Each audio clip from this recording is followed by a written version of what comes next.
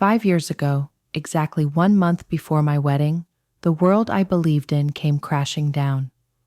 My name is Evan Mitchell. I live in Seattle, Washington, now in my 30s. But at 25, I was still naive, thinking that true love would protect everything. At that time, I was about to marry the girl I had loved for nearly a decade, Haley Carter, my girlfriend since my senior year of high school, the one who went through the harsh university years with me, sharing bowls of instant noodles when we had just enough money for school. The engagement was like a beautiful ending after a long journey, but I was so naive. Just a few weeks before the wedding, Haley sat me down, without warning, and admitted that she had been having an affair with my brother, Nathan Mitchell, then 33 years old. Not because of a guilty conscience, but because she was pregnant, and the child was my brother's. I felt like all the air had been sucked out of my lungs. My heart was pounding painfully, as if my body was refusing to accept the information. But the story is not over yet. It turned out that, right after the engagement, Nathan had taken the initiative to confess to Haley that he had always had feelings for her, that if he didn't say it now, he would have to take it to his grave. Haley, instead of staying away, she realized that she was also gradually developing feelings for my brother. They secretly flirted with each other at family parties, while I stood there, carefree, proud of having a close family. I learned all this not from Haley, but from a family meeting my mother had organized, where I was forced to sit across from the rest of the family like a defendant. Haley and Nathan were holding hands, and my mother sat beside them, her face impassive, as if this were a new engagement. They told me that Haley couldn't marry me because she chose Nathan, and they were having a baby. I turned to Haley and begged her, asking if she still had any feelings for me, if she wanted to come back. But my mother interrupted me, coldly declaring, "You should accept it. Nathan and Haley are destiny, and most of all, this family is going to have a grandchild. What she cares about is the baby in Haley's belly, not my feelings." My father, at least, said nothing. He was silent, avoiding my eyes, but at least he did not approve. After that day, Haley moved in with my family. Her parents disowned her, and it seemed like my house became the new home for the cheating couple. My wedding was canceled, and my parents paid for everything. I, the betrayed one, was seen as the troublemaker. I refused to contact anyone and disappeared from their lives. For 5 years, I didn't speak to anyone in my family. The only person who tried to call was my father, but I didn't answer. I moved cities, changed jobs, and spent years in therapy learning to forgive, not them, but myself, for ever loving the wrong person. Even though I was far away, I still heard from some of my father's relatives. I knew Haley had a son, and a DNA test confirmed that the baby was Nathan's.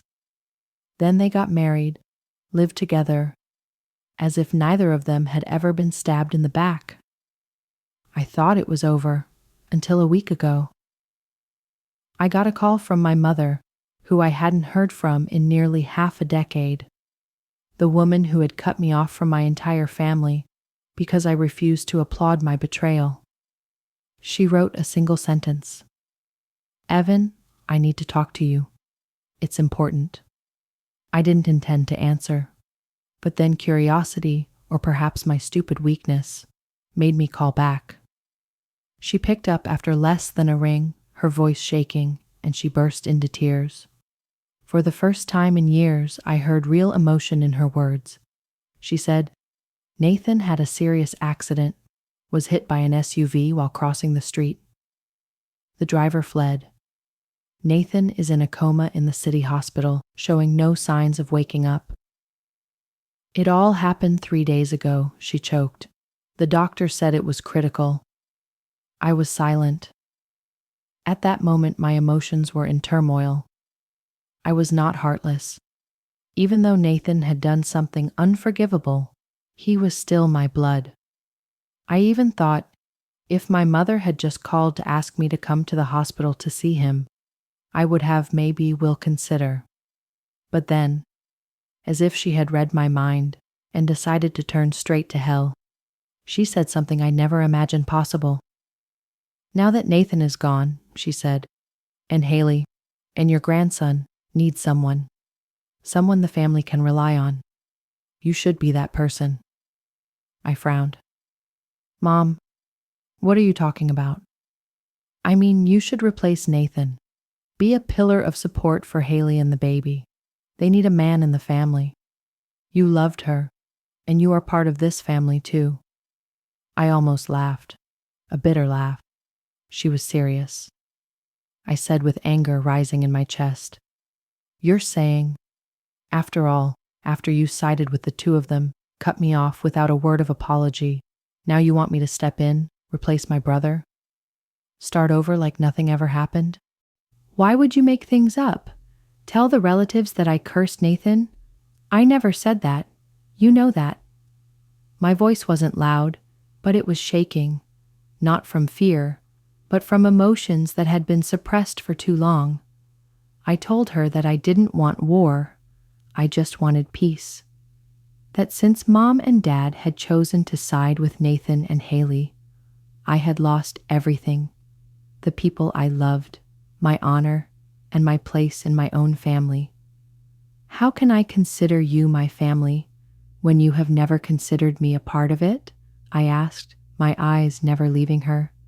She was silent for a moment, but then, as if her pride had been touched, she sprang up like a spring. I came here to apologize, she snapped. Your father and I know we did wrong, but the family needs each other right now. You can't just shut every door like that. When I said that I was too tired to keep going back to old wounds, that I didn't want to dig up the past anymore, her face changed immediately. Her eyes were cold and her voice was sharp as a knife. You should be grateful that you still have people to call you family. With that attitude that day, I almost cut you off from everything. I stood there, stunned. She didn't stop. She told me, not sad enough when I heard Nathan had an accident, that I cold, carefree, and do not deserve forgiveness, that I am the one selfish, not interested in my nephew, and irresponsible to his former fiancée. I didn't reply. I just wanted to scream that I don't owe anyone anything, that I am the one who was betrayed, but I had no strength. The fatigue had sunk me to the bottom. That silence was all I had left, a bitter resignation. I turned to open the door. My mother rushed after her, intending to enter the house. I stopped her. If you don't leave, I'm calling the police. She paused. For a moment, I saw a flash of shock cross her eyes, and it was immediately replaced by a final flash of anger. You're going to pay for this, Evan. I swear it. I didn't ask what she meant. I didn't want to know. 26 days after the accident, a cousin on my father's side texted me. Nathan is showing signs of waking up. The doctor says he's getting better. I read the news, not knowing whether to be happy or sad. Part of me felt relieved. Another part, empty. My family, of course, never told me. They never told me anything in good faith. I thought after seeing my mother, things would calm down. But a few days later, my dad called, from an unknown number. He was used to me blocking him. And this time, he used a different method, making me think it was a client number from the company. I picked up the phone in a daze, because at that time, it's only 5 a.m. Before I could wake up, his voice rushed in. You ungrateful son, I wish you never existed. I was stunned. My hand clenched the phone, not knowing whether to hang up or shout back.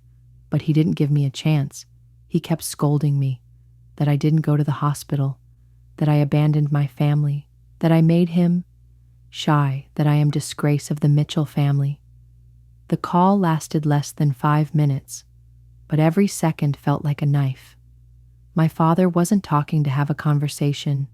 He was calling just to vent. And then, he was the one who hung up, after throwing all sorts of nasty words at me, and blocked my number, as if I was the one who had ruined this family. At first I was stunned. It took me a long time to breathe normally. But then, a bitter smile suddenly emerged, like a defensive reflex of the soul. That's funny. They thought they could turn around, curse, manipulate, frame me as a traitor, and then expect me to shoulder the burden, to forgive, to sacrifice. No apology, no reflection on what they had done. In their eyes, I was the unreasonable child, because I refused to be a doormat again. Fortunately, understanding relatives stay. They were the glimmer of light in a broken family, the ones who didn't buy into the fake victim story my parents had created. They were the reason I still believed in the word family, if only partially. What about me? I just wish one simple thing. Leave me alone. Almost 3 years have passed since those dark days, and if you ask me now if I am happy, I would answer have, without thinking. Currently, I live in Berlin, Germany, after accepting a job offer from a tech design firm I've always admired. I was originally planning on staying for 6 months, but a year and a half later, and I'm still here. In a place where no one knows me as the son who was betrayed by his entire family. I have a new girlfriend, Isabel, who carried within her a gentle patience that I had never received. With her, I didn't have to try to be accepted. I just had to be yourself. For the past 3 years, I have not had any contact with my parents. And to be honest, it is that which brings me the deepest peace.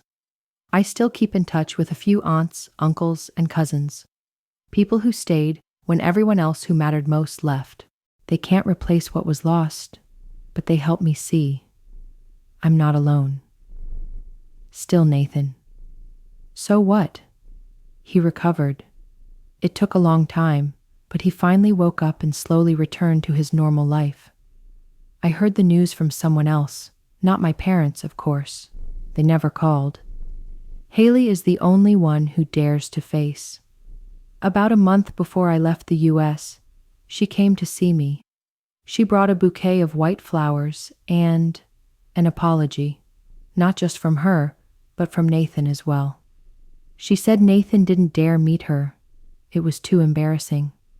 But they both knew they needed to say something before I left forever. I looked at Haley, who had been everything, and then became a stranger.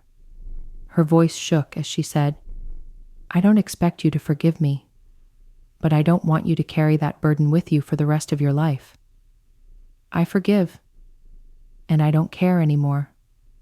I smiled, a real smile, not bitter, not mocking. Not because I want to be noble, but because I have stepped out of the black hole of the past, where I buried my youth, faith, and honor. I am no longer a betrayed man. I am a complete person, without needing their validation. I never spoke to my parents again, and I will never do that again. I built a life without them, and for the first time in many years, I could stand in front of the mirror and say, I am living, and I am living well.